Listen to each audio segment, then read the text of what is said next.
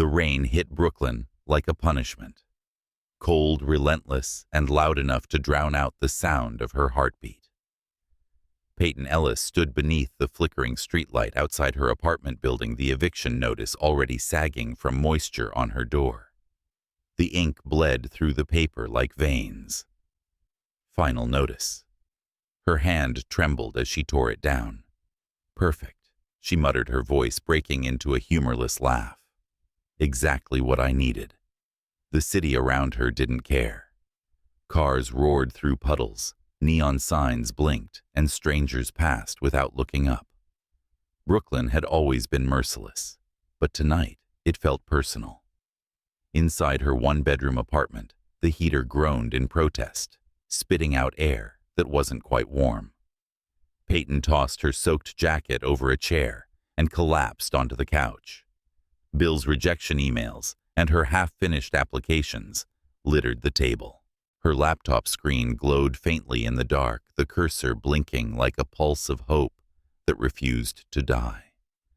She rubbed her temples, whispering to herself, "You've got this. You always do." But her voice lacked conviction. The phone buzzed. Grandma Mabel. The screen read.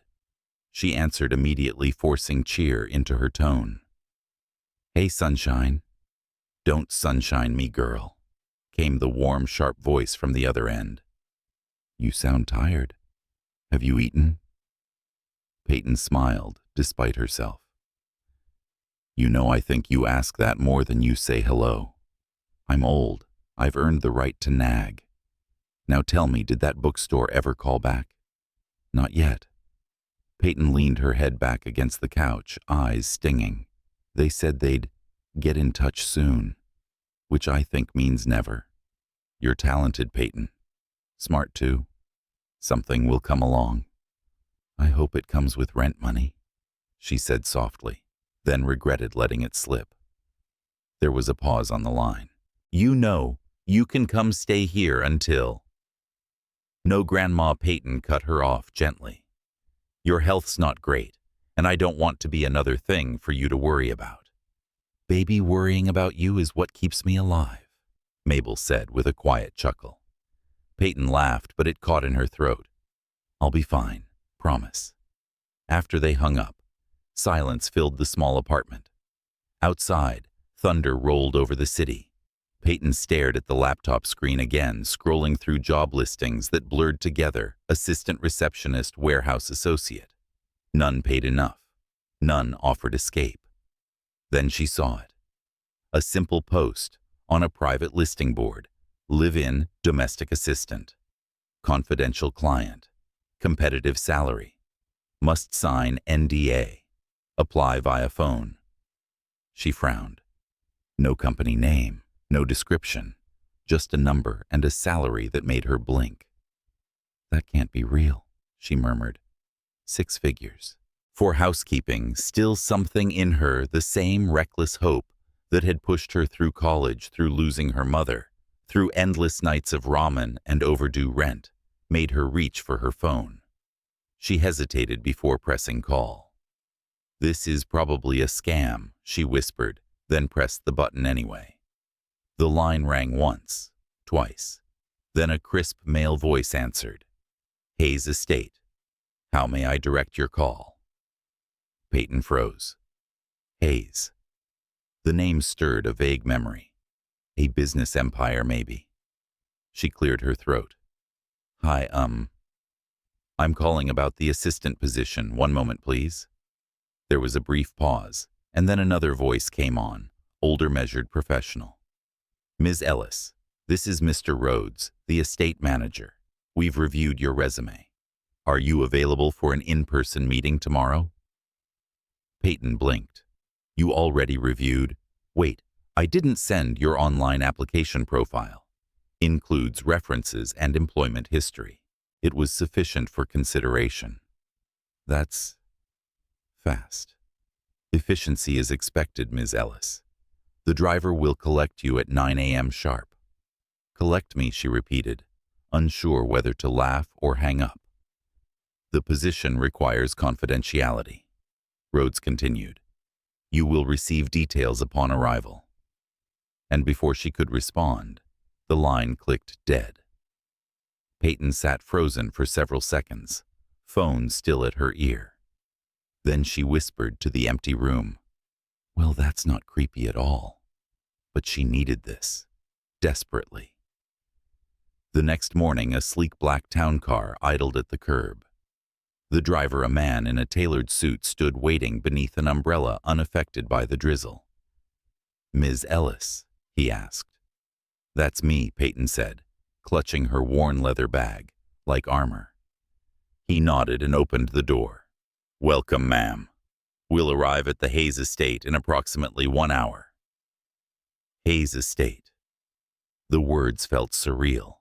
As the car glided through Manhattan traffic and crossed into Connecticut, the cityscape gave way to rolling green hills and tree-lined drives. Peyton's reflection in the tinted window looked back at her, a young black woman in a thrifted blazer, wide-eyed and trying not to look terrified.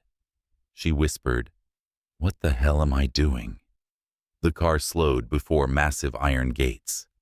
Beyond them, a sprawling stone mansion loomed against the gray sky, ivy crawling up its walls.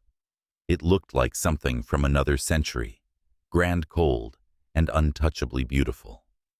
When the gates opened, Peyton's heart pounded. The car pulled to a stop in front of marble steps. Mr. Rhodes was waiting.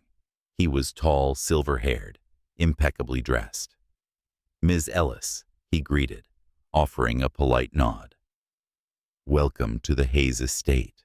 "Thank you," she said, trying to sound calm. He led her through towering doors into a foyer that could have fit her entire apartment 3 times over. Everything gleamed polished marble gold fixtures, art, that probably had insurance policies longer than her student loan papers. "This way, please." They passed silent maids and security staff who moved like shadows. No one spoke. No one looked directly at her. "The position you applied for is unique," Rhodes said, as they reached a wood-paneled office. "Before you proceed, you must sign this." He slid a document across the desk. Peyton's eyes widened. "An NDA." "Correct. The nature of employment here demands discretion." She scanned the paper, though most of it read like legal gibberish. "Can I at least know what the job is before I sign?" Rhodes's lips curved faintly. "Mr. Hayes will explain personally." "Mr. Hayes," she repeated. The name tasted strange. Her hand hovered over the pen. Her instincts screamed no, but desperation was louder. She signed. "Very well," Rhodes said, taking back the document. "You'll meet Mr. Hayes at dinner. Until then, please make yourself comfortable."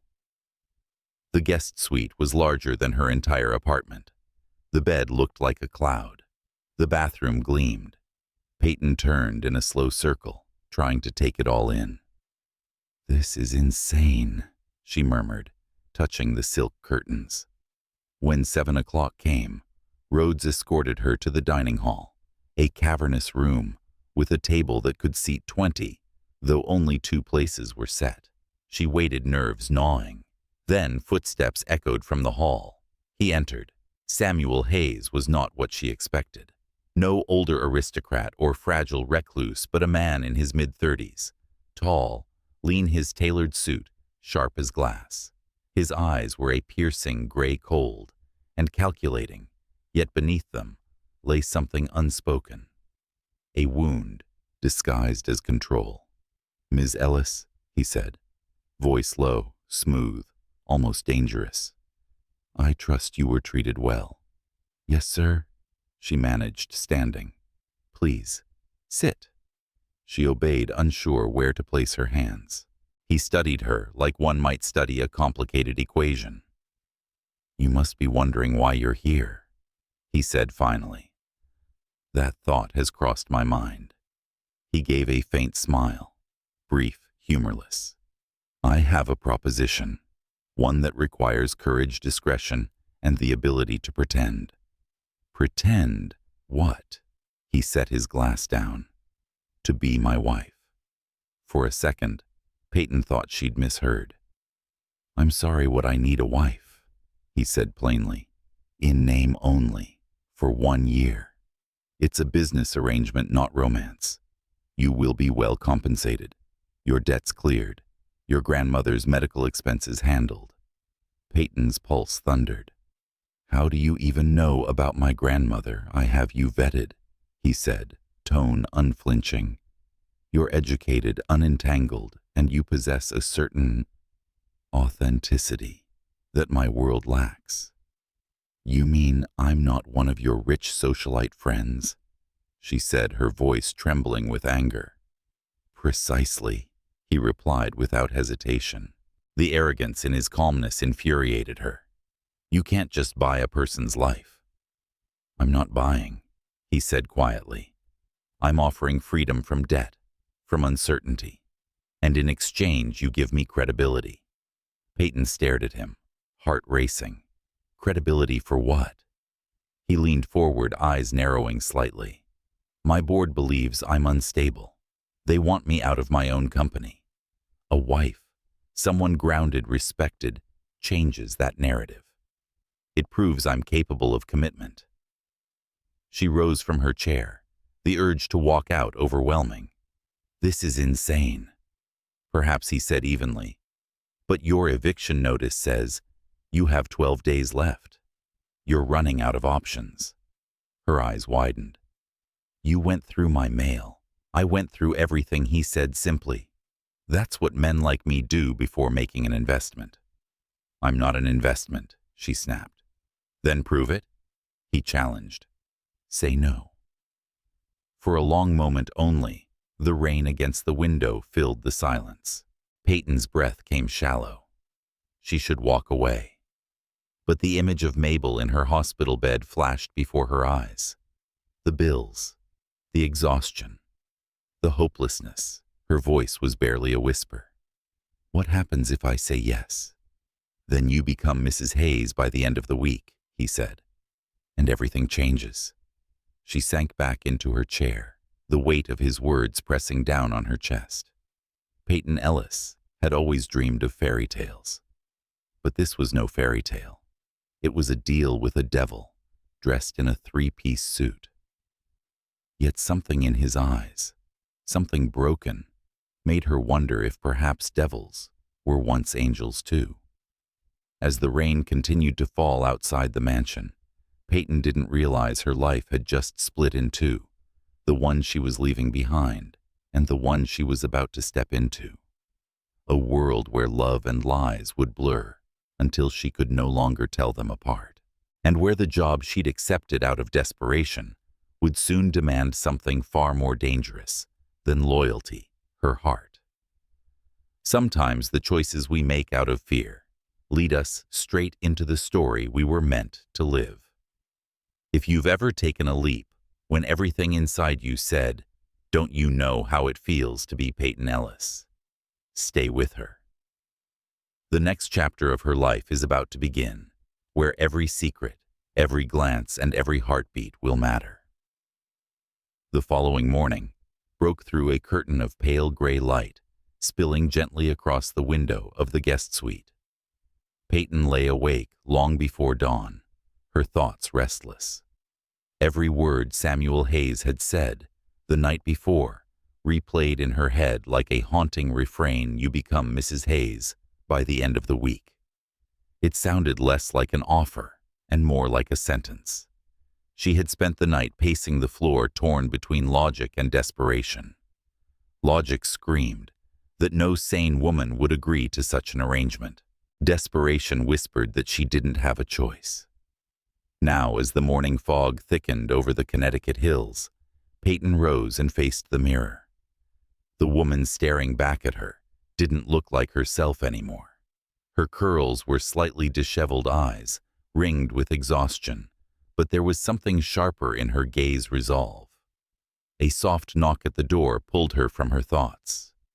"Come in," she said. Mr. Rhodes appeared, holding a silver tray with a pot of coffee and a folded envelope. "Good morning, Ms. Ellis," Mr. Hayes asked that I deliver this. Her pulse quickened. Thank you. He placed the tray on the table with mechanical precision and turned to leave, but not before offering her a rare, almost sympathetic look.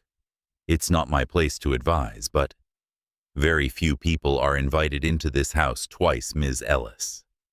That alone means something. When he was gone, Peyton tore open the envelope.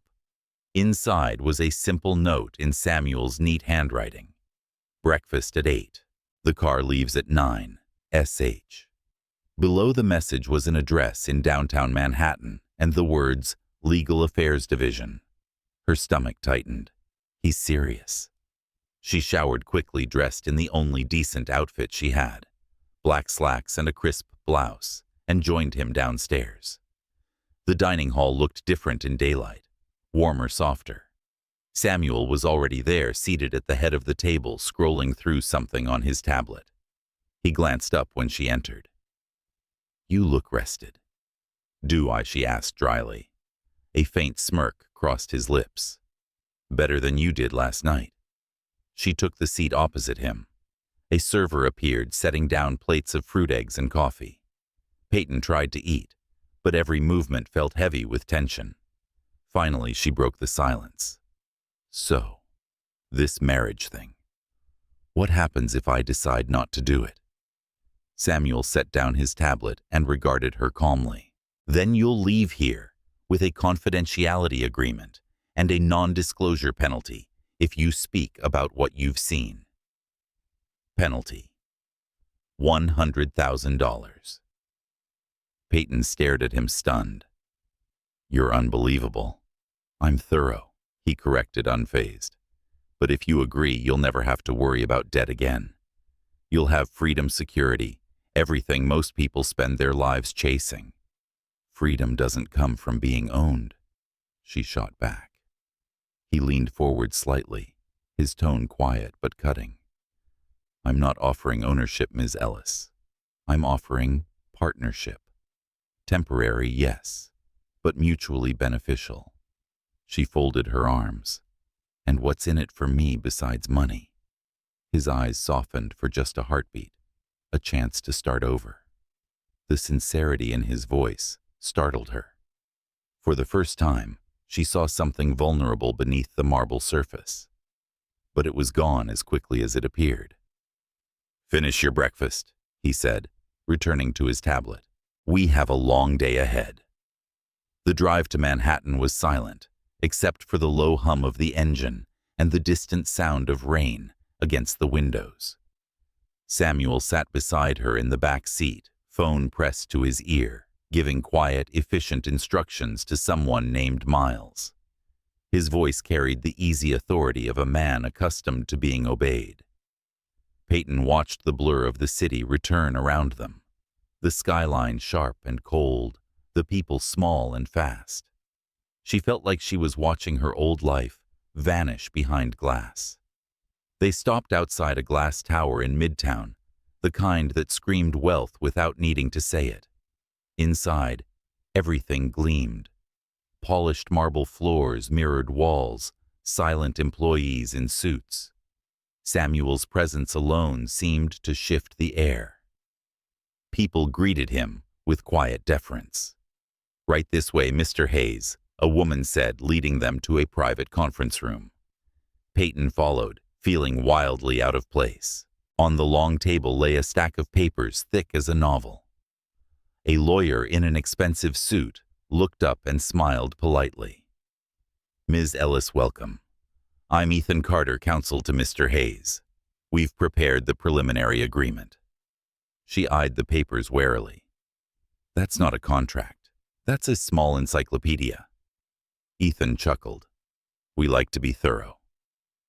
Samuel took a seat at the head of the table and gestured for her to sit beside him. Everything's been outlined, duration, compensation terms, of confidentiality, and behavioral expectations. Behavioral expectations. She repeated, incredulous. Ethan cleared his throat. Essentially, guidelines for public appearances. What to say, how to act acceptable. Conduct during events. I'm not an actress. Peyton interrupted. Samuel's tone was measured. No. But for the next year, you'll be performing a role. Appearances matter, Peyton. She blinked at the sound of her first name from his lips. It felt strange, intimate. May I see the contract, she asked.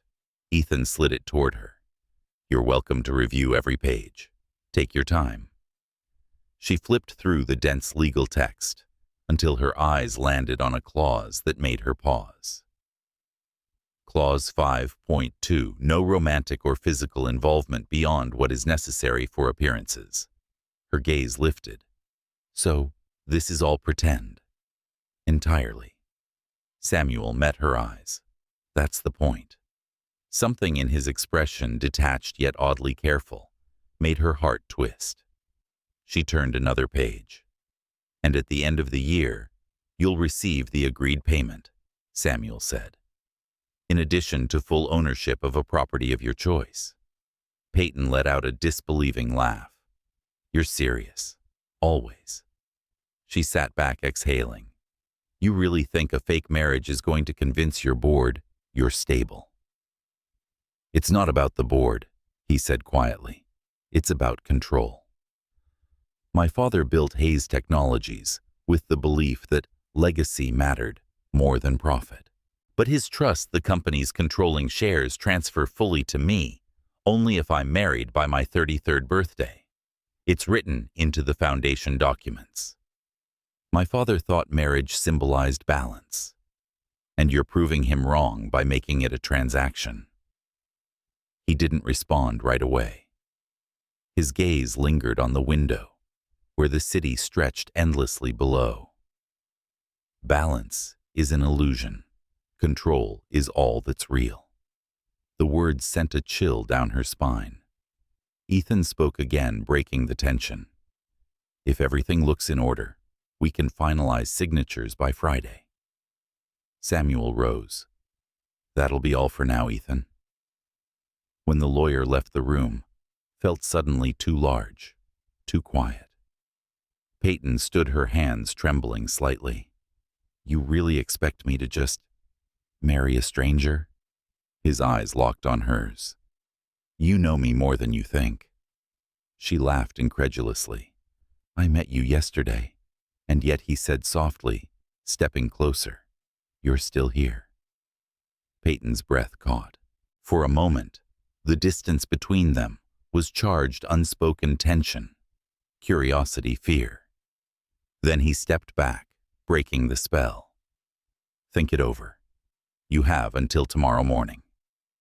That night back at the estate, Peyton couldn't sleep.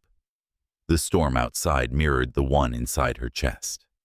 She sat by the window watching lightning split the clouds above the trees. The logical part of her screamed to run. This man was a stranger wrapped in mystery and danger. But another part, a quieter, braver part, wondered what had hollowed him out so completely. Just after midnight, her phone buzzed.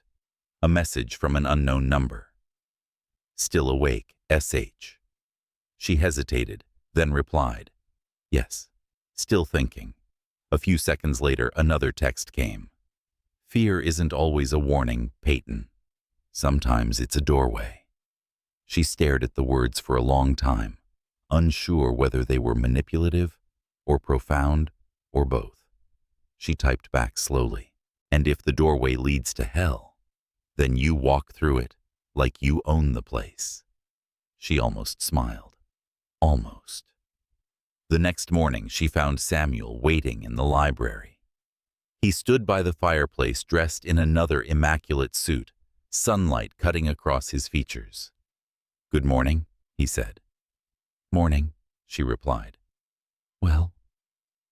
Her heart pounded, but her voice was steady. If I do this, I have conditions. He raised an eyebrow. Of course you do. I want full transparency about the money. No hidden clauses. I want to visit my grandmother whenever I want. And I want respect in public and in private. No treating me like some employee you bought. He studied her for a long, silent moment, then nodded. Agreed. That's it. No argument. A ghost of a smile touched his lips. I like that you negotiate. So you're really doing this? She asked, still unsure she believed it herself. You're the one saying yes. I didn't say yes. He took a step closer, his gaze unwavering. Not yet. But you will. Peyton wanted to deny it, but the certainty in his tone unsettled her. Because deep down, she already knew he was right. Samuel extended his hand. 1 year. We both get what we need. Her hand trembled as she took his. 1 year, she echoed. The contact was brief but electric. Something unspoken flickered in the air between them. When he released her hand, his voice was calm again. Jenkins will arrange the marriage license. We'll keep it simple. How simple? A private ceremony at City Hall. No guests. Just you, me, and the contract. Romantic, she said, her tone dry. He gave a quiet laugh, the first she'd heard from him. We'll save romance for the press. She tried to match his composure, but inside her world was shifting. As she walked out of the room, the enormity of what she'd done hit her. She'd agreed to marry a man she barely knew. A man whose eyes carried secrets, like shadows, whose touch left her pulse unsteady. And yet, for the first time in a long time, she felt something that wasn't fear or hopelessness. It was the fragile thrill of standing on the edge of something irreversible. By the end of the week, Peyton Ellis would no longer exist as she was. The woman who struggled to pay rent, who lived in borrowed time, would disappear. In her place, the world would meet Mrs. Samuel Hayes, the wife of a billionaire, who claimed not to believe in love. But love, Peyton thought as she looked back at the man by the fire, had a strange way of finding cracks in even the strongest walls. The sound of the gavel striking wood echoed softly through the City Hall chamber, sharp and final. The ceremony had lasted less than 8 minutes. No vows, no music, no witnesses beyond the clerk, Mr. Rhodes, and a lawyer who barely looked up from his papers. Congratulations, the clerk said with practiced detachment. You're legally married. Peyton stood frozen for a moment, the simple silver ring heavy on her finger. Beside her, Samuel Hayes buttoned his suit jacket with quiet precision. He looked exactly the same as he always did, composed, unreadable, immaculate. Only his eyes gave him away for an instant, a flicker of something like relief or regret, before he turned toward the door. Outside, the cold Manhattan wind caught Peyton's hair as they stepped onto the marble steps. Cameras hadn't been allowed. Samuel had arranged that, but the world would know soon enough. A press release, a few photos, a carefully curated narrative. Whirlwind romance. The headline would read, Tech Mogul. Samuel Hayes marries mysterious woman. Peyton shivered, not from the cold, but from the realization of what she'd just done. She had walked willingly into a cage, gold-plated and airless. Samuel noticed. Without a word, he took off his coat and draped it over her shoulders. The gesture startled her, not for what it was, but for what it wasn't. There was no performance here, just quiet consideration. Thank you, she murmured. He gave a faint nod. You'll catch a cold before the press even gets their story straight. Is that concern, Mr. Hayes? He glanced at her, the corner of his mouth lifting almost imperceptibly. Practicality. Mrs. Hayes. The title made her pulse quicken. Mrs. Hayes. It didn't sound like her. The car pulled up sleek and black like everything in his world. As they drove toward the estate, silence settled between them, thick, but not entirely uncomfortable. Peyton found herself studying his reflection in the window. The strong line of his jaw, the faint shadow of stubble. He looked like a man sculpted for power, yet somehow he seemed lonelier than anyone she'd ever known. When they reached the mansion, The staff lined the foyer, their expressions neutral professional. Mr. Rhodes stepped forward, bowing slightly. "Welcome home, Mr. and Mrs. Hayes." Peyton flinched inwardly at the sound. Home. She followed Samuel through the grand hall, her heels clicking softly on the marble. "You'll have full access to this wing," he said, his tone purely businesslike. "Your suite connects to mine through the library, though you're free to lock it if you wish. Meals are at your discretion. The staff will attend to your needs."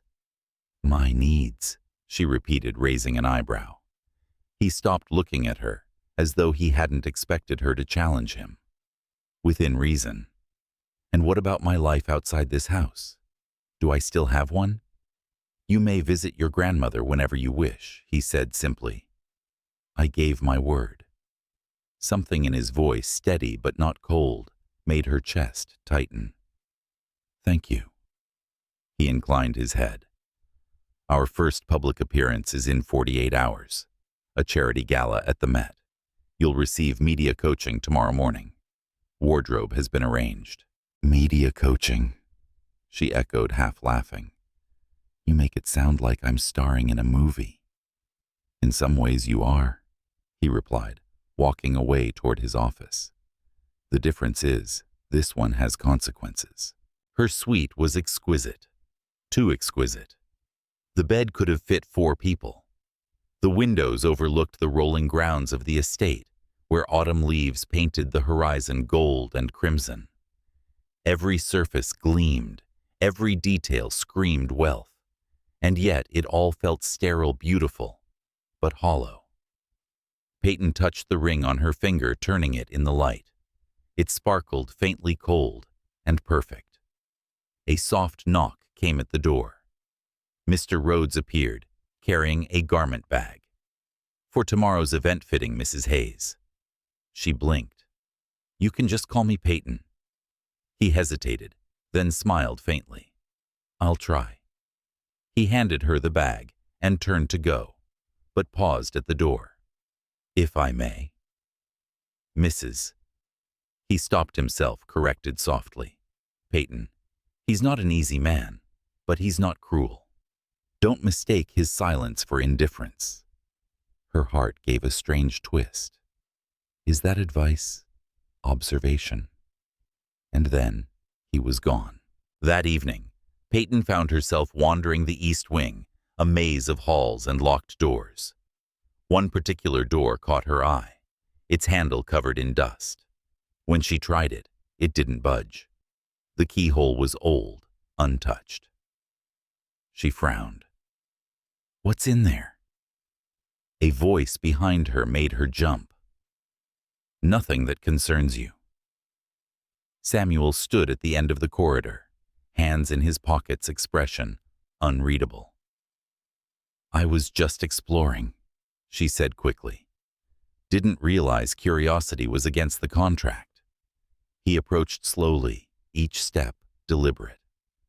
"It's not curiosity that worries me. It's what happens when people go looking for ghosts." Her brow furrowed.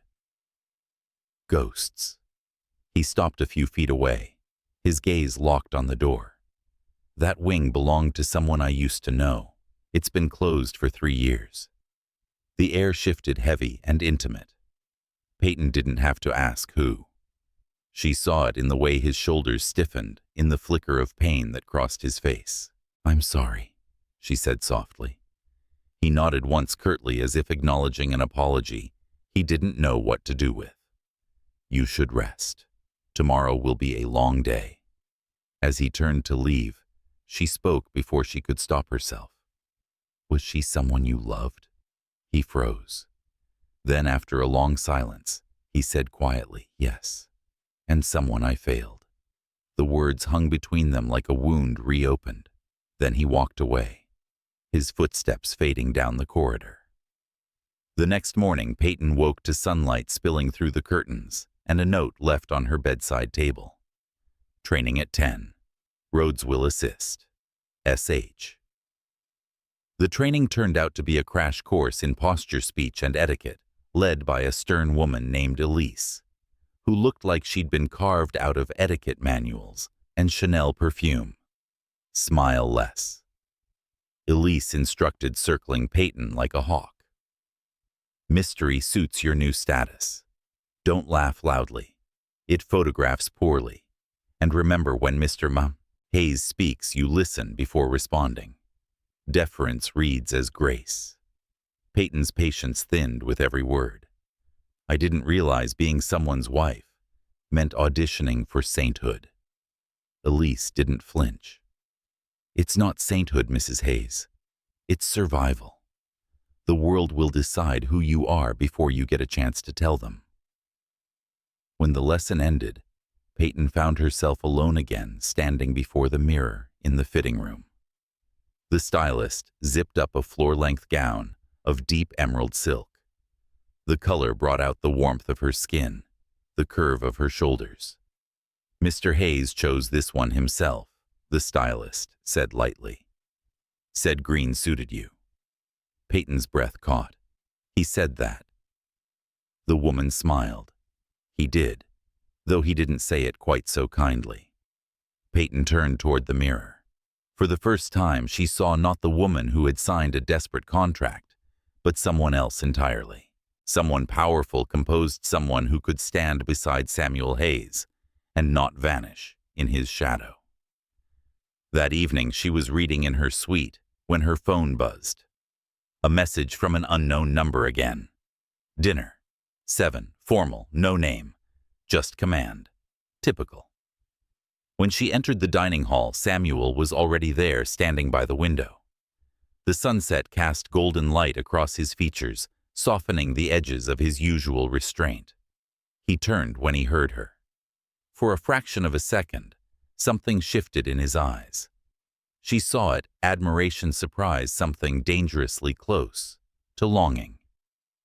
You clean up well, she said lightly, trying to fill the silence. He blinked, almost as if she'd caught him off guard. So do you. Dinner was quiet, but less awkward than their previous meals. The clink of silverware filled the pauses between them. So she said finally, how exactly do we explain this whirlwind romance? He set down his glass. We met at a bookstore. You recommended a novel that changed my perspective. We had coffee. Things progressed naturally. Peyton arched a brow. That's almost charming. Whose idea was the bookstore yours? He said, a faint hint of amusement in his tone. You're learning, she teased. A little humanity suits you. His lips curved into the ghost of a smile. Careful, Mrs. Hayes. You might start believing the story yourself. Maybe I already do, she said, surprising herself. Their eyes met across the candlelit table. The air between them grew taut, charged with something neither wanted to name. He looked away, first reaching for his wine. The gala's tomorrow. I'll brief you in the morning. You should rest. She stood slowly, watching him. Do you ever stop planning? He looked up at her, then his expression unreadable, but his voice softer than before. Planning is the only thing that's ever kept me alive. Peyton's breath caught. That sounds lonely. He hesitated, then said quietly, It is. The honesty in his tone pierced through every layer of his composure. Without thinking, she reached out and placed a hand on his arm. His body went still, his gaze dropping to where her fingers touched his sleeve. Samuel, she said softly. It was the first time she'd used his name aloud. He looked at her, and for a moment, the world outside that dimly lit dining room ceased to exist. Then he gently stepped back, breaking the contact. Good night, Peyton. She nodded, heart-pounding, and walked away without another word. When she closed the door to her suite, she pressed her back against it and exhaled shakily. She told herself it was just the tension, the stress of this strange arrangement. But deep down, she knew the truth. The line between the act and reality was already starting to blur. And the most dangerous thing of all was how much she wanted it to. The night of the Met Gala arrived, wrapped in a thin mist of rain, the kind that clung to the air like a secret. From the limousine's tinted window, Peyton watched New York shimmer beneath the city's 1,000 lights. The world she once looked up at now stood waiting for her, every gloved hand, every camera flash, every gaze sharpened with curiosity and judgment. Samuel sat beside her, silent and composed in his black tuxedo. The streetlights carved soft gold edges along his jawline. His cufflinks, silver understated, caught the faint reflection of her emerald gown. "You're quiet?" he said without looking at her. "I'm trying to remember which fork to use," she replied, attempting humor to mask her nerves. His lips curved faintly. "Don't worry, you won't be eating much. People don't attend these things for dinner. They attend for the spectacle." "Wonderful," she muttered. "My favorite kind of meal." He finally turned to her, and for a brief moment, something in his expression softened. "You'll be fine, Peyton. Just stay close to me. When the world starts to stare, and it will look only at me." She swallowed hard, her heartbeat quickening. "That sounds like a line. It's a warning." The limousine stopped. A sea of flashbulbs exploded outside the car. The red carpet stretched ahead like a river of fire lined with photographers shouting names. "Ready?" Samuel asked, his voice calm, detached. "No," she said honestly. He extended his hand. "Good. Honesty looks better on you than confidence." She took it. His fingers were warm, steady grounding, and as he stepped out, the roar of cameras intensified. When he turned and offered his arm, the crowd collectively inhaled. Samuel Hayes married. It was the story no one had seen coming.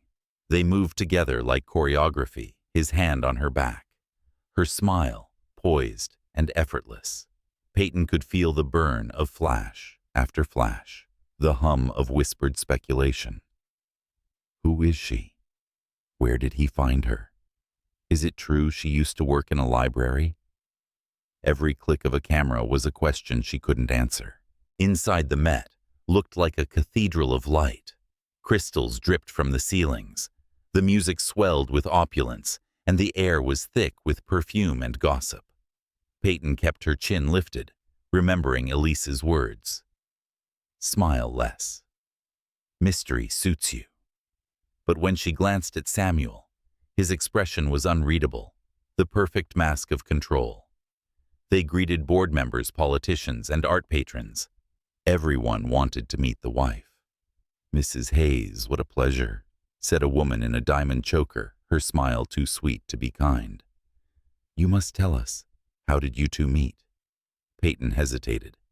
Samuel's gaze flicked toward her, a silent reminder of their story. "At a bookstore," she said smoothly. "I recommended a novel to him. Apparently he took it too literally." Laughter rippled around the table. Even Samuel's lips twitched. The woman leaned closer. "And what was the book, The Art of Surrender?" Peyton replied. Samuel's eyes lingered on her for a second too long. The crowd chuckled, assuming wit. Only he recognized the quiet rebellion in her choice. Later during dinner, the orchestra shifted into something soft and cinematic. Samuel excused himself to speak with a senator, leaving Peyton momentarily alone. That was when she felt it, the chill of scrutiny. "Mrs. Hayes, isn't it?" She turned to find a man standing behind her, his smile polite, but edged with something sharper. His name tag read, Richard Crawford, Samuel's uncle. The one name that made every part of her tighten with unease. "I've heard quite a bit about you," he said, taking her hand without asking. His grip lingered a second too long. "Though I must admit, I expected someone older." She gently withdrew her hand. "People expect many things, Mr. Crawford. Doesn't make them true." He chuckled, though his eyes didn't smile. "Touché." You know Samuel was never one for surprises, but this. He gestured vaguely between them. This is quite the performance. Her stomach twisted. Performance. He leaned in slightly, voice lowering. Let's not pretend, Mrs. Hayes. I've been around long enough to recognize a contract when I see one. She froze. I don't know what you're insinuating. Oh, come now, he whispered, eyes gleaming. Samuel's first love dies mysteriously, and suddenly he marries a woman half his social standing. The board's been buzzing. Tell me, what's your price? Before she could respond, a shadow fell over them. Samuel had returned. His tone was calm, but every word cut like ice. I see you've met my uncle. Crawford turned all charm again. Just welcoming the new Mrs. Hayes. Your welcome is no longer required, Samuel said flatly. Enjoy the evening. Crawford smiled thinly. Always a pleasure, nephew. When he left, Samuel's hand lingered at the small of Peyton's back, a silent shield. What did he say? Nothing important. She lied.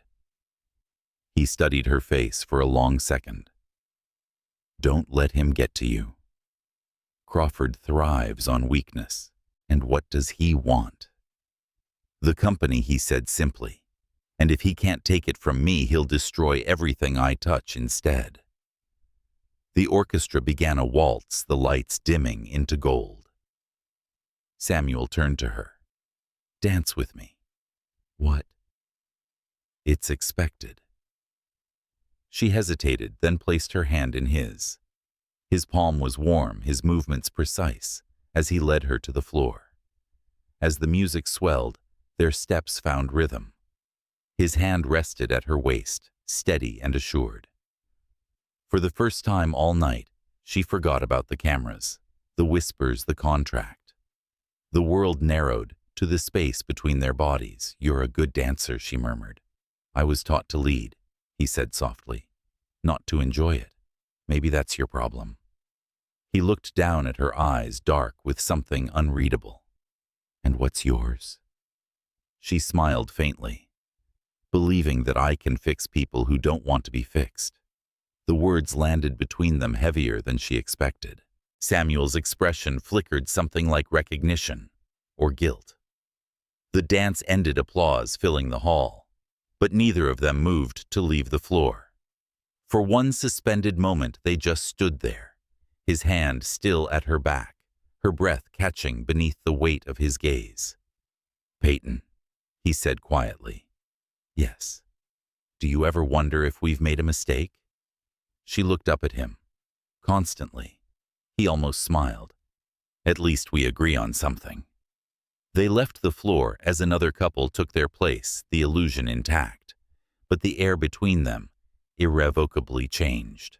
Hours later, back at the mansion, the night hung heavy with silence. Peyton removed her earrings, her reflection catching the faint shimmer of exhaustion. Behind her, Samuel entered the suite without knocking. You handled yourself well, he said. I handled your uncle, she corrected. Barely. I'll deal with Crawford. You mean you'll ignore him until he strikes again?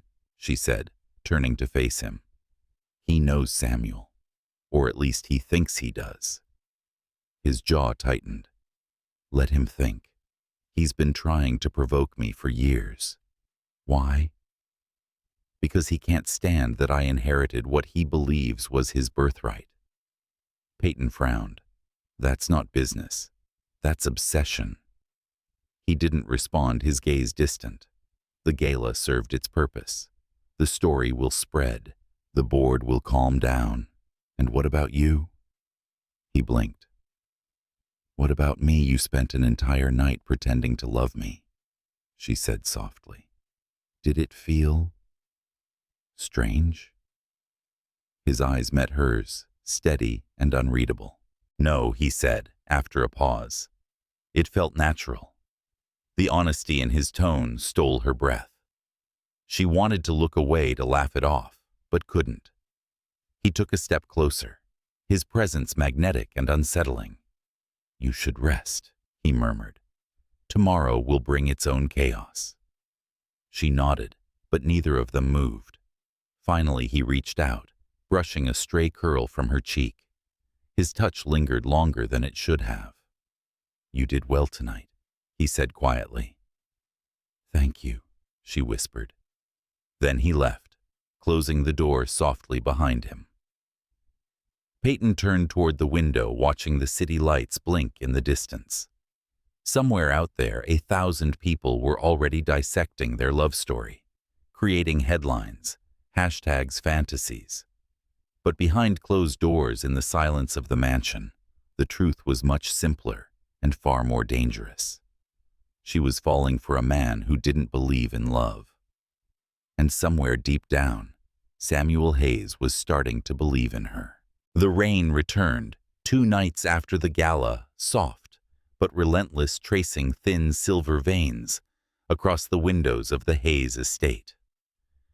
Peyton sat curled on the velvet armchair in her suite, staring into the fire that danced in the marble hearth.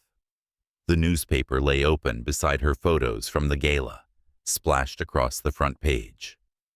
The billionaire who finally fell. Her own face appeared in the corner of the photograph, caught mid-laugh beside Samuel. The headline was absurdly romantic.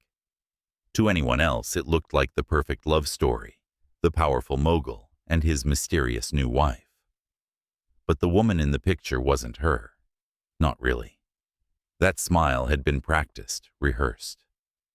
The warmth in her eyes had been borrowed from a script they'd written together. Still, there was one photo, just one, that made her pause. Samuel was looking at her, not the camera, not the crowd. His expression wasn't part of any act. It was unguarded, almost tender. She shut the paper quickly, as though it had said too much. By morning, the house was buzzing again. Staff moved with silent precision. Mr. Rhodes informed her over breakfast that Samuel had left before dawn for a board meeting in the city. "He'll return late," Rhodes said. "There's been tension among the directors since the gala." "Tension?" Peyton asked, setting down her coffee. Rhodes hesitated. "Mr. Crawford's been stirring old doubts about the company's structure. He's persistent. Your employer doesn't seem like the type to be easily cornered." "He's not," the old man said quietly. "But he's human, and even steel can rust if it's rained on long enough." His words lingered after he left. With Samuel gone, the mansion felt larger, emptier.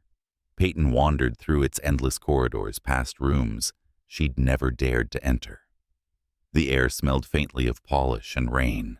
Every step she took echoed through the hollow luxury until she found herself standing again before that locked door, the one he'd told her never to open. Her hand hovered over the handle. The brass was cold beneath her fingertips. Something about the stillness around that part of the house unsettled her, like the walls were holding their breath. A memory flashed in her mind, Ashiel's voice low and strained. "That wing belonged to someone I used to know. It's been closed for 3 years. 3 years. Around the same time, according to the tabloids, that his fiancée Elena had died. She shouldn't. She knew she shouldn't. But curiosity, that quiet and reckless part of her, refused to stay silent. She bent down and examined the keyhole. It was old, but not unbreakable. When she glanced down the corridor and saw no one, she whispered to herself, "One look. That's all." A few gentle taps from a hairpin, and the door clicked. The room beyond was dark, stale, frozen in time. Peyton stepped inside slowly, heart pounding. Dust lay thick on every surface, and the faint scent of dried roses lingered beneath it all. A white piano sat against the far wall, one key broken, a sheet of music still resting open, Clair de Lune. She crossed the room, her footsteps whispering through the silence. Paintings leaned against the walls, unfinished portraits, all of the same woman. Pale skin, soft eyes, the ghost of a smile. Elena. Peyton's chest tightened. She'd seen pictures before in old business magazines and online articles, But they hadn't prepared her for this. There was something intimate about the way these canvases captured her, not the glamour the press had obsessed over, but something fragile, real. A journal sat on the vanity table, its leather cover cracked with age. Peyton hesitated only a moment before opening it. The pages were filled with neat handwriting notes about the estate sketches, thoughts about Samuel. But near the end, the tone changed. He doesn't know. Richard is pushing too hard. The company. There's something he's hiding. If I can find proof, maybe Samuel will listen. The final entry was dated just days before her death. The floor creaked behind her. Peyton spun around. Samuel stood in the doorway. For a heartbeat, neither of them spoke. He looked like a shadow carved from the stormlight behind him, rain on his shoulders, eyes cold and unreadable. "What are you doing here?" His voice was quiet. Too quiet. She swallowed. I'm sorry. The door wasn't locked properly and it was locked," he said, stepping closer. "You picked it." Peyton's breath caught. "I just wanted to understand." "Understand what?" His tone sharpened, but beneath it, she could hear something else, pain. "This room is off limits for a reason." "Because it belonged to her," Peyton said softly. "Because she died and no one ever told the truth about it." He froze, eyes flashing. "Be careful what you say. I found her journal." She continued, voice trembling. She wrote about Richard, about secrets in the company, about proof she was trying to find. "Samuel, what happened to her?" His jaw clenched. "That's not your concern." "Maybe not," she said, stepping closer. "But if Crawford is threatening you now, it is connected." For a long moment, all she could hear was the storm raging outside. Then quietly he said, "She drowned in the lake behind this house. That's all anyone needs to know." "But you don't believe that," Peyton said. His silence was answer enough. Her voice softened. "You've been living with ghosts, Samuel. You built walls so high you can't even breathe inside them." His eyes darkened. "And you broke in anyway." "I didn't mean to hurt you," she whispered. He exhaled slowly, dragging a hand through his hair. "You have no idea what this room means." "Then tell me." He looked at her. Then not as an intruder, not as an employee, but as someone who might finally see the truth he'd been hiding from himself. "Elena was the last person I trusted," he said quietly. "She believed she could save me from my family's corruption, from Crawford, from myself. And she died trying." Peyton's throat tightened. "You think he killed her?" "I don't know," he said, "and that's what destroys me. Because the night she died, we argued. She wanted me to confront Crawford about a series of falsified transfers. I refused. She left the house in the middle of a storm. I found her the next morning in the lake." His voice broke on the last word. She wanted to reach for him, but he turned away, gripping the edge of the piano like a man trying not to fall. "Every time I walk past that door, I remember what I didn't say, what I didn't stop." Silence hung between them, raw and unbearable. Peyton stepped closer, her hand brushing his sleeve. "You can't keep punishing yourself for something you didn't do." His voice was low, rough. "Then what should I do?" "Peyton, pretend it never happened," she said softly. "But you can stop letting it define you." He looked at her, then really looked as if seeing her for the first time. The air between them shifted. The anger faded, leaving only exhaustion and something dangerously tender. Without warning, he reached out and cupped her face. His thumb traced the edge of her jaw, and for a heartbeat, she forgot how to breathe. "You're impossible," he murmured. "So are you," she whispered. Their eyes held the storm pounding against the windows like a second heartbeat. Then he stepped back abruptly, as if remembering who he was supposed to be. "Go," he said quietly. "Get some rest."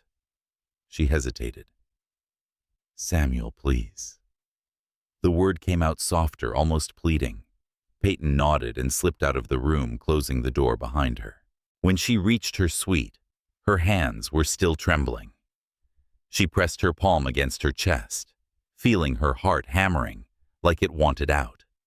She had seen the truth behind his walls, and now she couldn't unsee it. The next morning, the estate was unusually quiet. No staff in the hallways, no sound from the library. When Peyton went downstairs, she found Mr. Rhodes waiting by the door, his expression grave. "Mr. Hayes left early again?" she asked. "Yes," Rhodes said, "but not for business. He received something in the mail late last night. A photograph." "What kind of photograph?" The old man's gaze flickered. "Of the lake, and of a woman standing near the water. It was taken 3 nights ago." Peyton felt the air leave her lungs. "That's impossible." "Perhaps," Rhodes said softly, "but whoever sent it wants him to believe otherwise." Her heart raced. "Richard, I suspect so, and I fear what Mr. Hayes might do if provoked." Peyton looked toward the rain-blurred windows.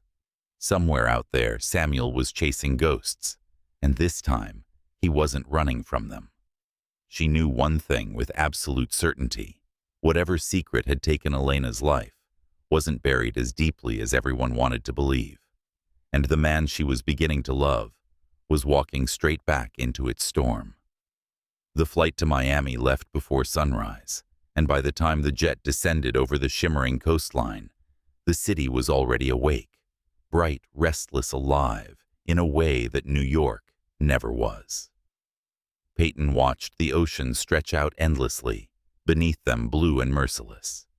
She hadn't planned on coming, but Samuel had appeared at her door at dawn, his face pale, his voice clipped. "Pack a bag," he'd said. "We're leaving for a few days."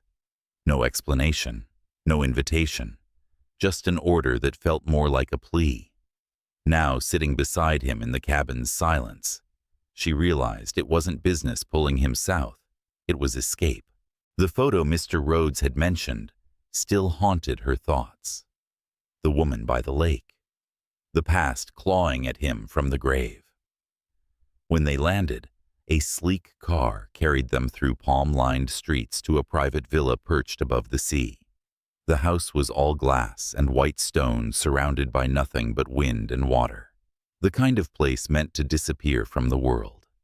Samuel gave brief instructions to the staff and dismissed them for the weekend. Once the doors closed, it was just the two of them, the silence between them as vast as the ocean outside. Peyton stood by the balcony, the salt wind teasing her hair. "So this is your idea of a vacation?" He poured himself a drink, his movements deliberate. "Call it a strategic retreat. From what?" He met her gaze across the room. "From ghosts." She didn't ask which ones. She already knew. That night the air was heavy with humidity, thick with the scent of sea and rain. Peyton couldn't sleep. She wandered barefoot through the villa until she found him outside, standing at the edge of the infinity pool, the reflection of the moon fractured on the water. "Do you ever stop thinking?" she asked softly. He didn't turn. "Only when I'm doing something reckless." She stepped closer, like marrying a stranger. He glanced at her, a faint shadow of a smile touching his lips. "Exactly." They stood in silence for a moment, the waves crashing below like a heartbeat. "Who sent the photograph?" she asked finally. "I don't know," he said, "but I can guess." "Crawford." "Yes. He's been circling for months. The board wants proof that I'm unstable. He's giving them a story to believe." "And the picture of Elena wasn't her," he said sharply, then softer. "But that doesn't matter. He knows how to make people doubt what they see."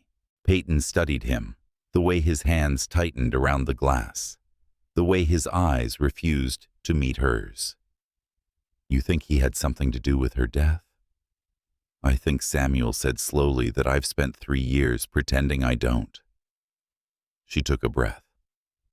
Then stop pretending. He looked at her, and for the first time since she'd known him, she saw raw fear behind his composure. You don't understand what that means. If I go after him, if I make this public, it doesn't just destroy Crawford. It destroys the company. Everything my father built. Your father built an empire on control, she said quietly.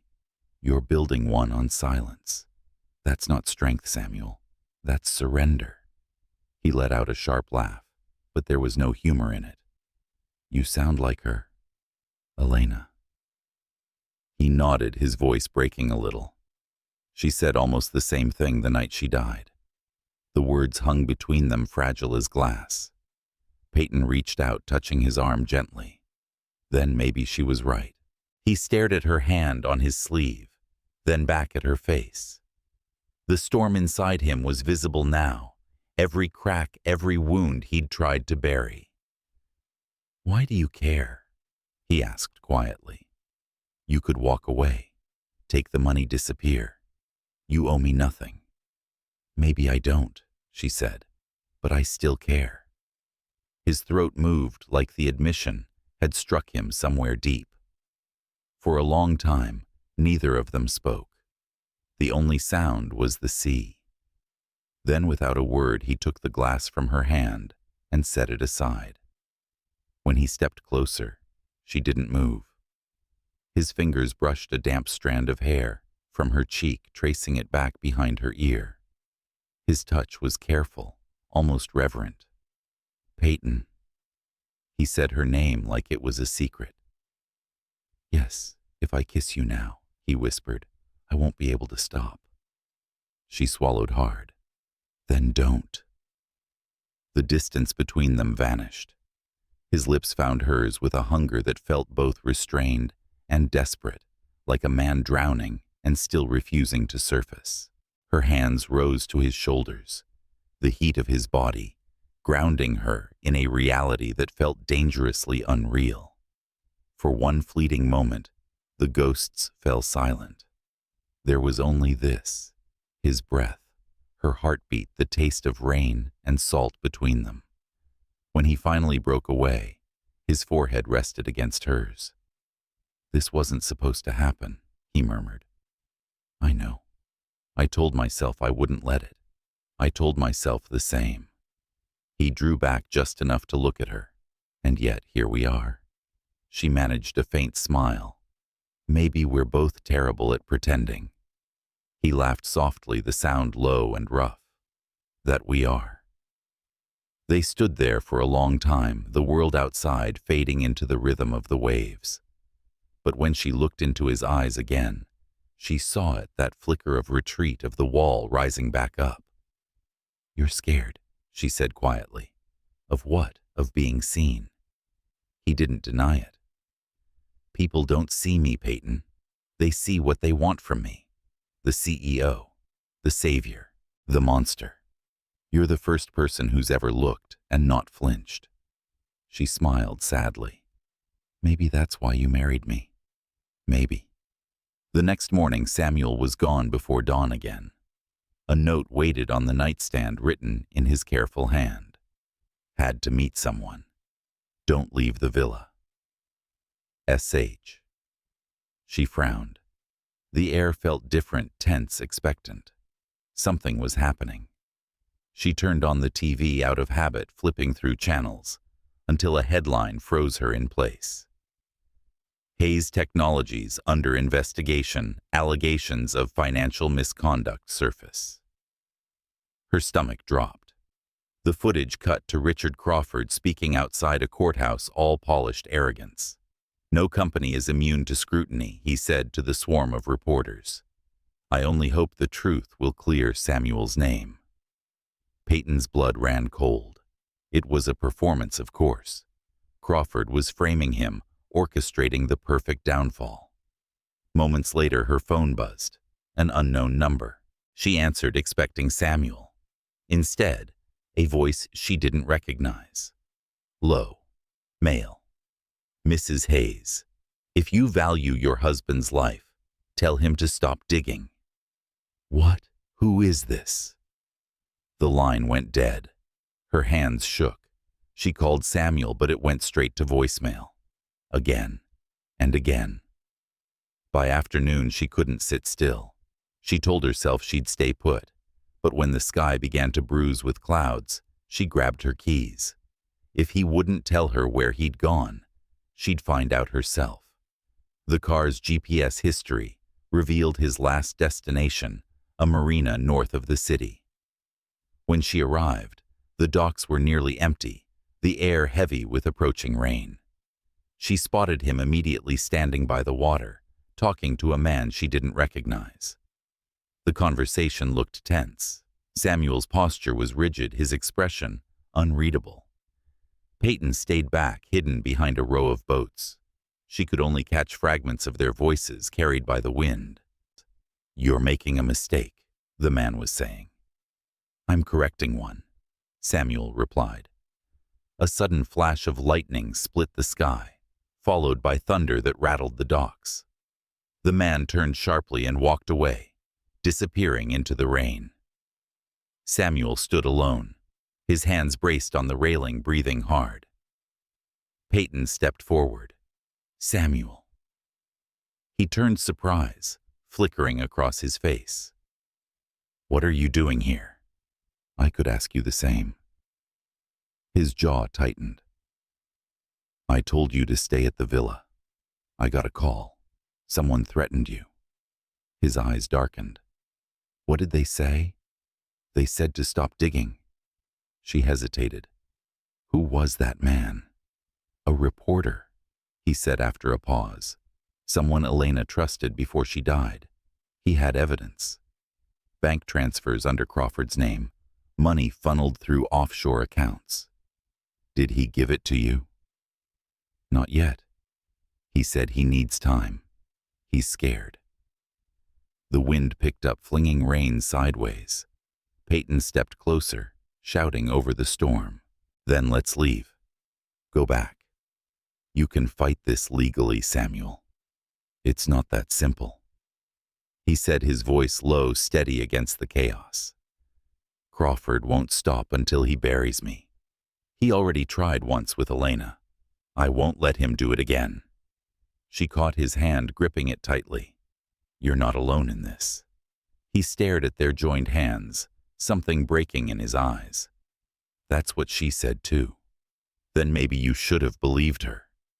The words hit him harder than she expected. His hand tightened around hers. "I'm trying to believe you now," he said quietly. The storm swallowed the rest of their words, wind, roaring water, lashing against the docks. He drew her closer, shielding her from the rain with his body.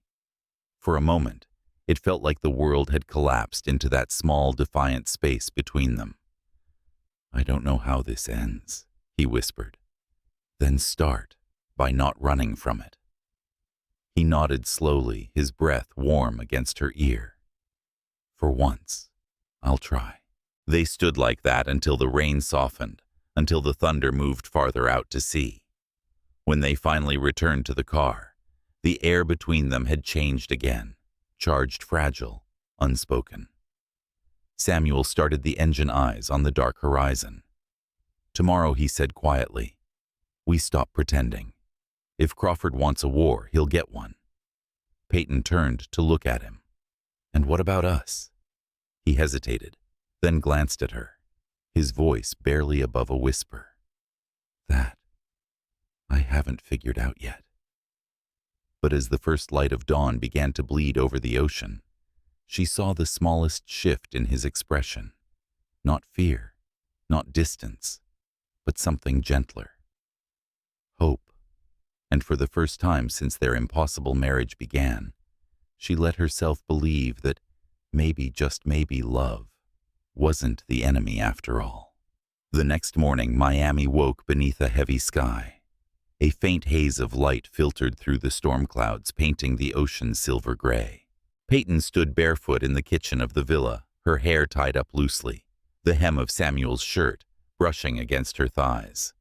She had found it draped across a chair, the night before forgotten clean, still faintly smelling of cedar and rain. It was a small rebellion to wear it, but in that quiet hour, it felt like comfort. The coffee machine hummed softly as she poured 2 cups, even though he hadn't come downstairs yet. The events of the previous night, the rain, the confession, the kiss that still haunted her skin, played in her mind like a half-remembered dream. When Samuel finally appeared, he looked exhausted but composed again, back in the armor of the man the world knew. His tie was loose, his sleeves rolled to his forearms. The storm had stripped him bare for a moment, but he'd rebuilt his defenses overnight. "You didn't sleep," she said, handing him a mug. "Couldn't afford to." He took a sip. "The reporter sent me something." Peyton's heart skipped. "Evidence." He nodded and placed a tablet on the counter. The screen showed a series of scanned documents, bank transfers, encrypted emails, a confidential memorandum with the company seal. Crawford has been funneling company funds through a charity front. Millions. He's using it to bribe board members before next week's vote.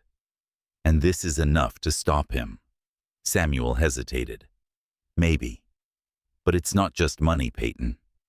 There's a file attached here, dated the week Elena died." She moved closer, her eyes scanning the screen. The document was a report of an unauthorized investigation into Hayes Technologies' internal accounts, filed under Elena's name. She was the one who found it. Peyton whispered. She discovered what he was doing. Samuel nodded grimly, and Crawford made sure she never exposed it. The truth hung heavy in the air. Peyton reached out instinctively, touching his hand. "You can use this, Samuel. Bring it to the authorities. Expose him before he..." He cut her off gently. "If I do, the company collapses. The board will panic. Stocks will crash. Thousands of employees will lose their jobs." She searched his face. "So you're going to protect him? I'm going to destroy him quietly," he said, his voice steady, resolute. "On my terms." Her fingers tightened around his. "You can't do that alone." He looked at her, then really looked. "You still don't understand what standing beside me means. Do you? Once this starts, there's no going back. Crawford doesn't just fight dirty, he destroys people." "Then let him try," she said softly. The corner of his mouth lifted, the faintest hint of admiration flickering there. "You have no idea how dangerous it is to care about me." "Maybe I do," she whispered, "and I'm doing it anyway." That afternoon they returned to New York. The flight was quiet, their conversation sparse but heavy with unspoken tension. Peyton sat beside him, watching the clouds part, to reveal the glittering skyline ahead. It felt surreal to be flying toward the chaos rather than away from it. At the penthouse, Mr. Rhodes was waiting. His expression was drawn, the lines around his eyes deeper than usual. "Sir, we have a problem." Samuel's tone sharpened. "What now? There's been a leak." Rhodes handed him a folded newspaper. The headline stretched across the front page like a scar. "Marriage of Convenience. Inside sources question the legitimacy of Samuel Hayes' union." Peyton felt the air drain from her lungs. The article detailed everything: her debt, the caretaker, and the suspicious timing of their marriage.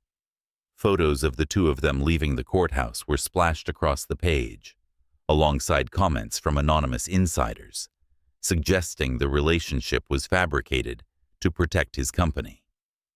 "This is Crawford Samuel," said, quietly, scanning the text. "He's painting us as frauds before the board meeting." Peyton's voice shook. "He's using me to discredit you.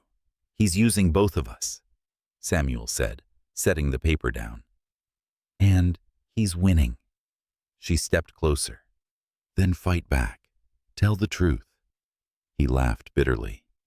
The truth. That I paid you to marry me. Her throat tightened. That's not the truth anymore. He froze, eyes meeting hers. The silence that followed was sharp enough to cut through the air. Peyton, he said slowly, whatever this is between us, it can't change what people believe. Then stop caring what they believe. She shot back. You built your life around other people's expectations. Maybe that's why you keep losing the things that matter. For a long moment, he said nothing. Then softly, you matter. The words struck her harder than any confession could. But before she could respond, his phone rang. He glanced at the screen, Crawford's number, and answered. What do you want? He said coldly.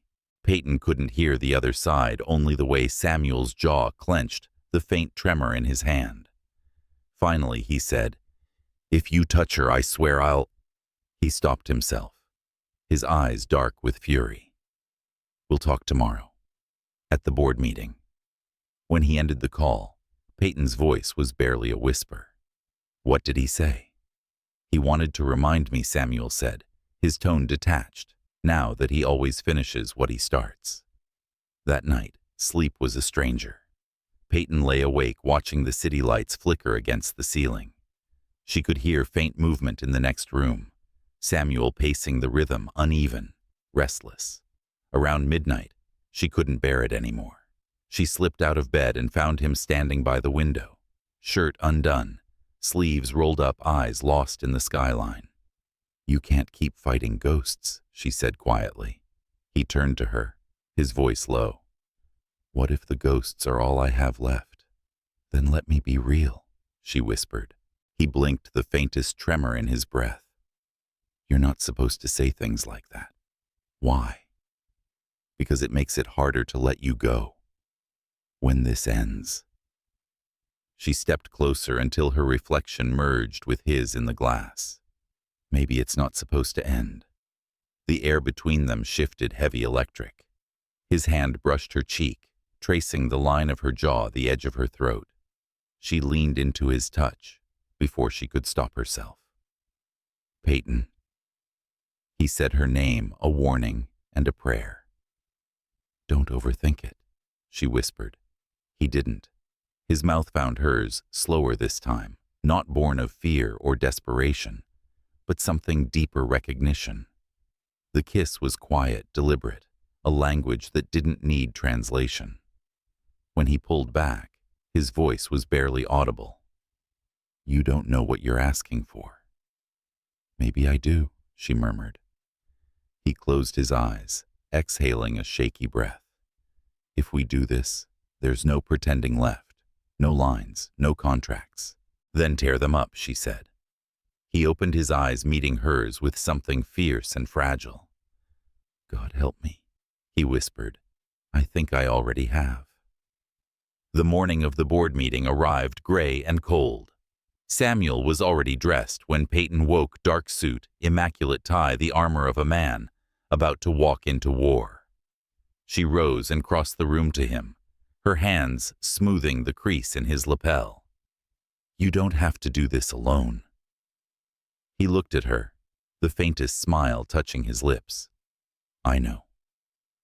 At the headquarters of Hayes Technologies, the atmosphere was electric. Reporters lined the steps, their voices clashing with the hum of cameras. Samuel didn't slow down, his hand lightly resting at the small of her back as they entered. Inside the boardroom, every seat was filled. Crawford sat at the far end, perfectly composed, his silver hair gleaming under the lights. Mr. Hayes, he said smoothly. And Mrs. Hayes. How lovely of you to join us. Samuel's voice was calm, measured. Let's skip the pleasantries. Crawford's smile didn't falter. By all means. He turned to the board. As you all know, certain irregularities have come to light. Financial discrepancies, questionable ethics. And now the revelation that our CEO's marriage may not be as legitimate as it appears. Peyton felt the room tighten. Every gaze turned toward them. Samuel remained still, his hands clasped on the table. "You're right about one thing," he said evenly. "There have been irregularities, but not mine." He tapped the tablet on the table. The screen behind him flickered to life. Bank transfers, emails. Crawford's name stamped across every document. Gasps rippled through the room. 3 years ago, Samuel continued, Elena Carter uncovered these transactions.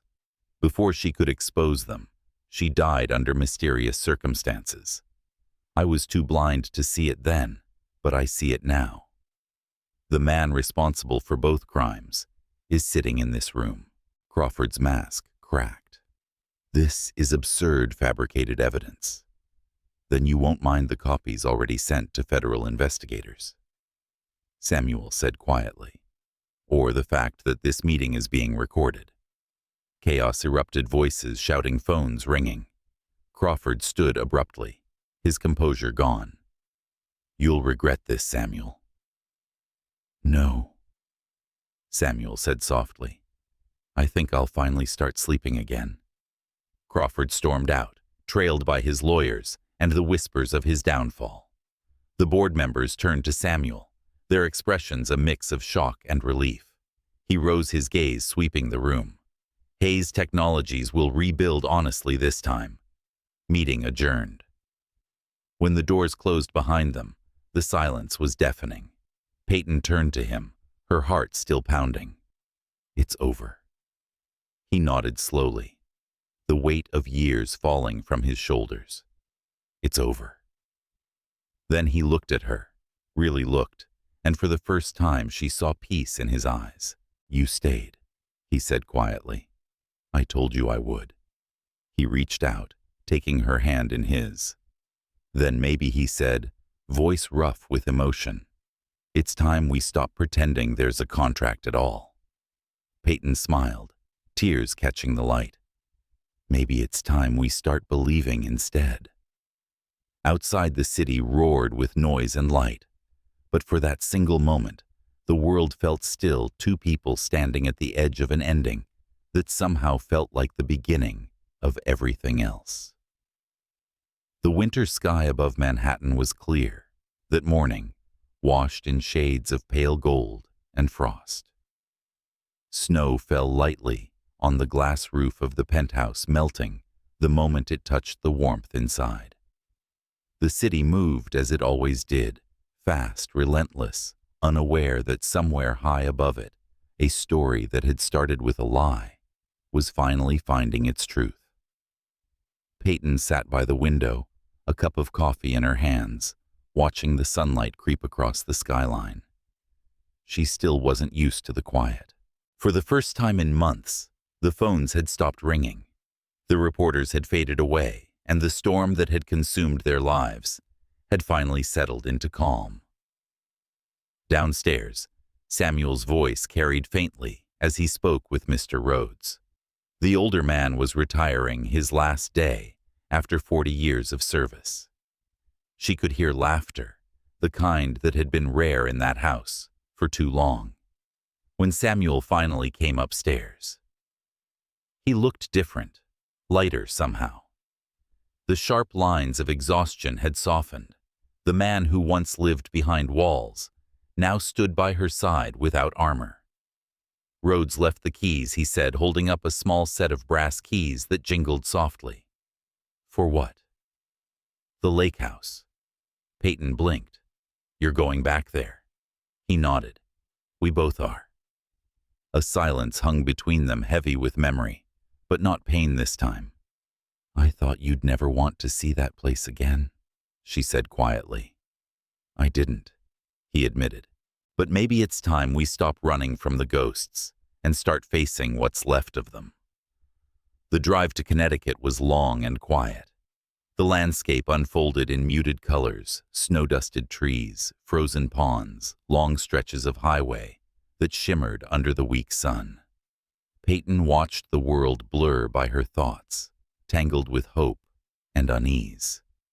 When they reached the estate, everything looked smaller somehow, gentler. The mansion stood wrapped in silence, its once imposing walls softened by time. Samuel parked near the old oak trees and stepped out, his breath visible in the cold air. He didn't speak as they walked around the property, past the gardens now buried under snow, until they reached the lake. The surface was half frozen, reflecting the sky like broken glass. "This is where they found her," he said quietly. Peyton slipped her hand into his. "This is where you forgive yourself." He looked at her, his eyes unreadable. "You make it sound simple."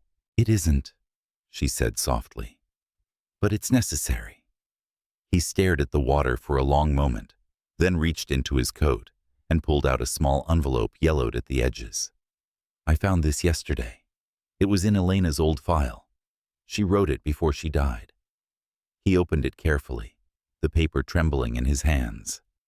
"Samuel, if you're reading this, it means I didn't finish what I started. Please don't hate yourself for that. You always tried to protect me, even from my own choices. But some truths are meant to be uncovered, even when they hurt. If I'm gone, promise me one thing. Don't let my memory be the reason you stop living. Love again. Not perfectly, not fearlessly, but truly. E." The wind shifted, carrying the faint scent of pine. Peyton's throat tightened. Samuel folded the letter, his eyes shining with something unspoken. "She knew," Peyton whispered. He nodded slowly. She always did. For a while, neither of them moved. Then, almost hesitantly, Samuel took off his gloves and reached for her hand. His skin was cold, but his touch steady. "I used to think love was control," he said softly, "that if I could manage it, contain it, it couldn't destroy me again. And now, I think love isn't something to control," he said, meeting her gaze. "It's something to surrender to." She smiled faintly, tears blurring her vision. "Sounds terrifying." "It is." He leaned closer, his breath warm against the winter air. "But for the first time in years, I'm not afraid." His lips brushed hers, slow, sure, the kind of kiss that didn't demand or explain. It simply existed the way sunlight existed after rain. When they finally pulled apart, the lake shimmered behind them, the past fading into something quiet and clean. Months passed. Spring arrived quietly that year with soft rain and early blooms across Central Park. Samuel's name had been cleared.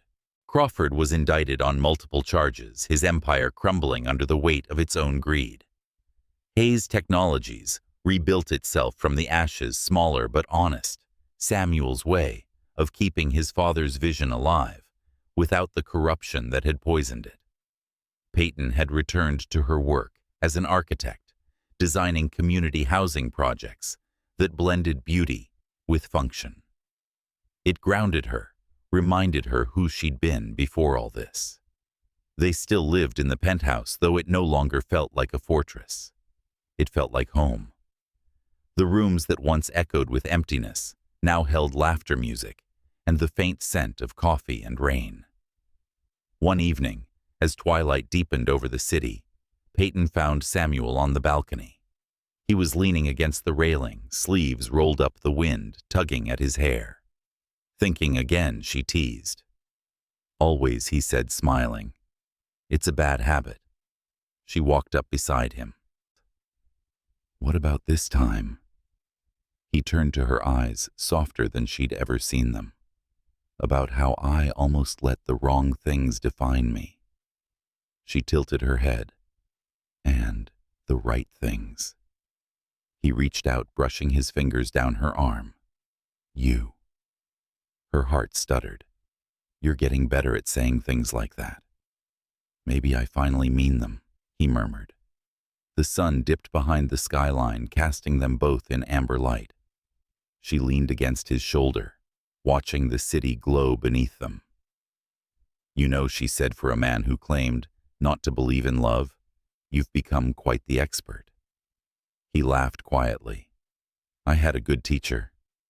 They stood there until the stars began to appear small and trembling over the city. Then Samuel turned to her, his expression thoughtful.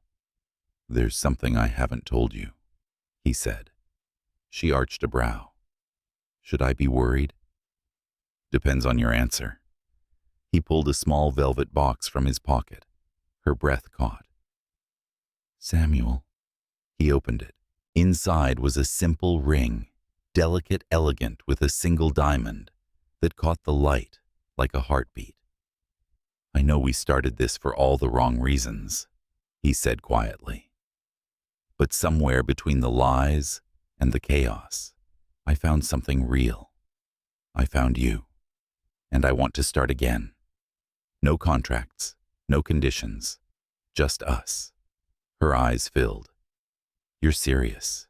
He smiled faintly. When have I ever not been? She let out a shaky laugh. You're supposed to get down on one knee, you know. He glanced at the marble floor, then back at her. I'd rather stand beside you. Tears slipped down her cheeks as she nodded. Then yes. He slipped the ring onto her finger, his hands trembling slightly. Mrs. Hayes, he said softly, for real this time. She looked at him. The man who had once been all steel and silence, now standing in front of her with nothing left to hide. For real, she whispered. He kissed her again, and this time there was no fear, no past between them, just light and breath, and the quiet certainty that some love stories are meant to be rewritten. Later that night, when the city had fallen into the hush of midnight, Peyton curled against him on the couch. The window was open, the sound of the rain returning like an old friend. Do you ever think about how it all started? She asked softly. He smiled. Every day. You walked into my life when everything was falling apart. And somehow, you made it make sense again. She laughed quietly. I think you give me too much credit. No, he said, brushing a kiss against her forehead. You gave me something I didn't believe in, any more hope. Outside, lightning flashed faintly over the river, illuminating the skyline for just a moment before fading back into darkness. Peyton closed her eyes, listening to the rhythm of his heartbeat beneath her ear. It's strange, she murmured, the way love finds us when we're not looking for it. Samuel's voice was soft, almost a whisper. Maybe that's the only way it can. The rain fell harder, wrapping the world in sound. The ghosts had gone. The house that once echoed with emptiness now held laughter, warmth, and the quiet, unshakable truth that love, real love, wasn't about perfection. It was about healing. And somewhere between broken hearts and second chances, between loss and rediscovery, two people had found a way to start again. Because sometimes the most beautiful love stories aren't the ones that begin perfectly, they're the ones that begin again. So if you've ever lost faith in love, if you've ever thought it was too late to try, let this be your reminder. Love doesn't arrive on time. It arrives when your heart is finally ready to believe. And when it does, don't run. Just let it in.